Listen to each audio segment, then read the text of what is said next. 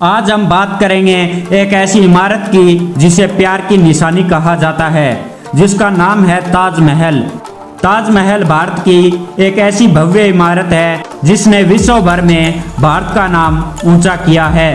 तो क्या आप ताजमहल के बारे में सब कुछ जानते हो? आज हम आपको बताएंगे घर बैठे ताजमहल के बारे में कुछ ऐसी रोचक बातें जो इसे देखकर आने वाले लोगों को भी नहीं पता होगी। हेलो दोस्तों, हमारे YouTube चैनल में आप सभी का फिर से स्वागत है। आज हम फिर हाजिर हैं एक नई इंटरेस्टिंग वीडियो के साथ। तो चलिए दोस्तों, शुरू करते हैं।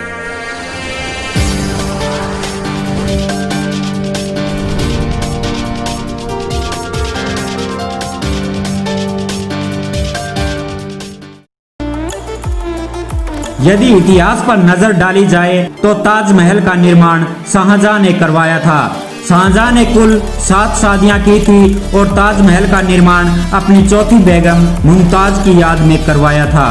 मुमताज की मौत 14वें बच्चे को जन्म देते हुए हो गई थी और मुमताज की मौत के बाद शाहजहां ने उसकी बहन से शादी कर ली थी। क्या आपको पता है कि ताजमहल के परिसर में दाखिल होने वाले 99% लोगों को ये मालूम ही नहीं होता कि वो जिस दरवाजे को देख रहे हैं वो वास्तव में वो ताजमहल का शाही दरवाजा है ही नहीं।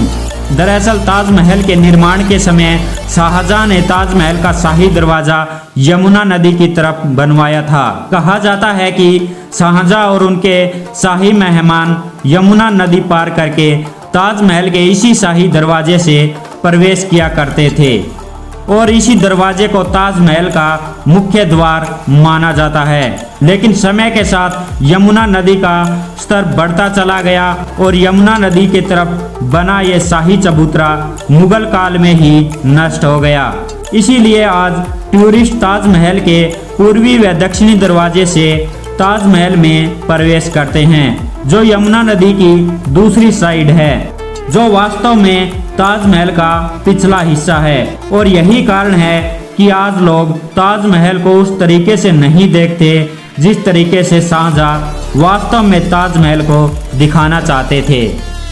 विश्व के 7 अजूबों में शामिल ताजमहल को बनाने में 22 साल लगे थे। इसे बनाने का काम 1632 में शुरू हुआ और 1653 में खत्म हुआ।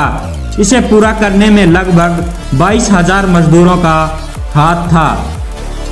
शाहजहां चाहता था कि ताजमहल में कोई कमी नहीं रहे, लेकिन ताजमहल में एक छेद है जिसका पानी सीधा मुमताज की कब्र पर गिरता है।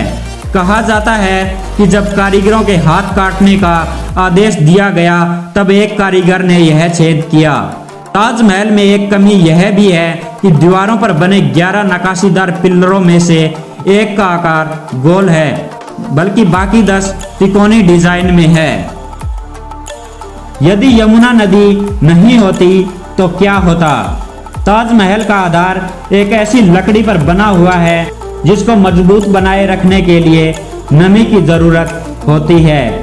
यदि ताजमहल के बगल में यमुना नदी नहीं बह रही होती तो ये लकड़ी मजबूत नहीं होती। आपको बता दें कि ये लकड़ी नदी के पानी से नमी को सोखती है, इसीलिए यदि यमुना नदी नहीं होती तो अभी तक ताजमहल गिर गया होता।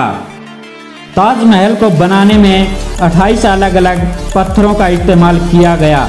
इसमें लगा हुआ संगमरमर पत्थर राजस्थान, चीन, अफगानिस्तान और तिब्बत से आया था।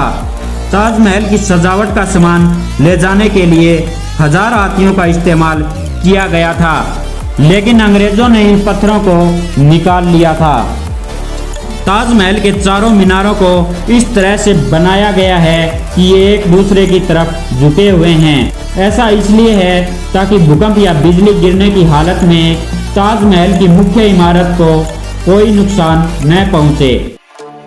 कुतुब मीनार से भी लंबा है ताजमहल।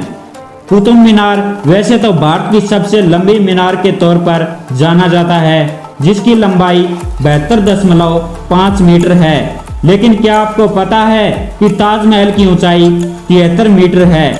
मतलब कि ताजमहल कुतुब मीनार से आधा मीटर अधिक ऊंचा है। क्या आपको पता है कि शाहजहां का ये सपना था कि वो अपने लिए भी एक काला ताजमहल बनाए, लेकिन उसके बेटे औरंगजेब द्वारा कैद किए जाने के कारण वो अपना सपना पूरा नहीं कर पाया। आपको हमारी यह जानकारी कैसी लगी कमेंट बॉक्स में कमेंट अवश्य कीजिए, और अभी तक आपने हमारे YouTube चैनल को सब्सक्राइब नहीं किया है तो इसे सब्सक्राइब करें और बेल वाला आइकन ज़रूर प्रेस करें ताकि आने वाली हर वीडियो की नोटिफिकेशन आपको मिलती रहे।